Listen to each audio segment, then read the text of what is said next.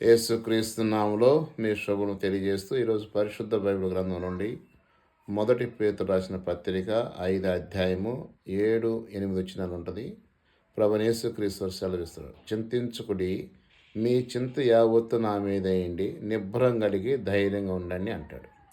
అంటే మనం ఏ సమస్యలో ఉన్నా, అప్పుల బాధ ఉన్నా, రోగాలున్నా, ఉద్యోగం ప్రయత్నంలో ఉన్నా, పెళ్లి ప్రయత్నంలో ఉన్నా, అన్నిట్లో కూడా మీ చింత యావత్తు నా మీద వేయండి అంటాడు. అయితే ఈ చింతలన్నీ పోవాలంటే ఏం చేయాలి? ఇప్పుడు మనకు జ్వరం వచ్చిందనుకోండి, ఊరికిన పోయిద్దా? దాని దగ్గర వైద్యం చేస్తాం, ట్యాబ్లెట్ మింగుతాం. అదేవిధంగా ప్రభువైన యేసుక్రీస్తు అనే హృదయంలో చేర్చుకొని ప్రభువునందు భయభక్తులు కలిగి ఉంటే ఆయన నీ చింతలన్నీ కూడా తీసివేయడానికి ఇష్టపడుతున్నాడు.